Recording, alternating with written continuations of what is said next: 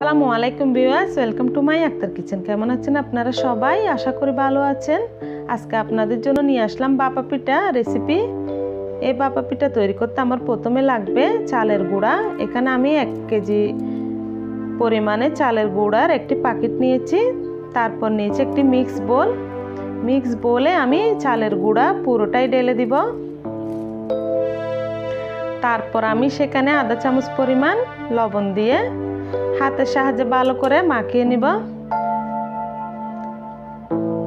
মাখানো শেষে আমি অল্প অল্প করে পানি দিয়ে সেগুলো গুট গুট করে আটাগুলো মাখিয়ে নেব।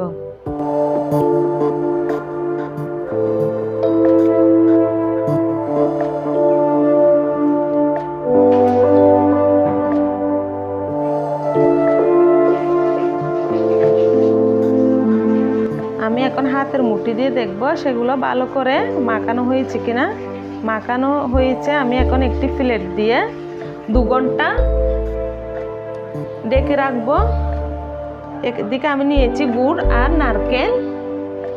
আমি 2 ঘন্টা পর ফিরে এলাম। আর আমি নিয়েছি একটি হাঁড়ি, তারপর নিয়েছি একটি পিঠার জন্য বাটি।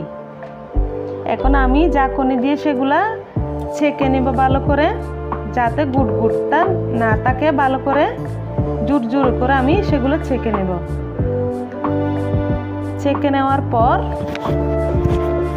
আমি বাটিটায় অল্প করে আটা নিয়েছি। তারপর দিয়ে দেব মাঝখানে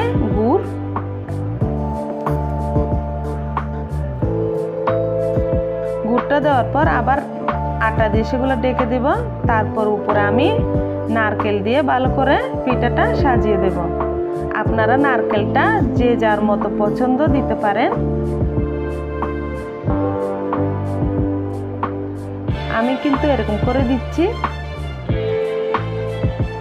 নারকেল আর গুড়টা দিলে পিঠাটা খেতে খুব সুস্বাদু হয়। এখন আমি বাটিটা আটা সব নিয়েছি। এখন একটি নেটের জালি দিয়ে সেটা এমনি করে জড়িয়ে নেব। তারপর আমি এখানে হাঁড়িটায় পানি দিয়েছি। পানিটা গরম হয়ে আসলে আমি বাটিটা ঢেলে দিলাম। উপর থেকে আমি বাটিটা নিয়ে নিলাম। তারপর নেটের জালিটা আমি ডেকে একটি ঢাকনি দিয়ে 5 মিনিট ডেকে সেটা ভাপে সিদ্ধ করে নিয়েছি। এখন আমি জানজট দিয়ে পিঠাটা একটি প্লেটে নিয়ে নিলাম। আমার সবগুলো পিঠা তৈরি করা শেষ। এই ভাপা পিঠা কিন্তু খেজুরের লজ দিয়ে খেলে খুব মজা লাগে। আপনারা অবশ্যই শীতকালে ভাপা পিঠা তৈরি করে একবার হলো খেয়ে দেখবেন। খেতে কিন্তু খুব মজাদার হয়।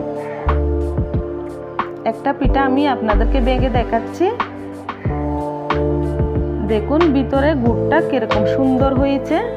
এটা কিন্তু দেখতে যেমন সুন্দর, খেতে খুব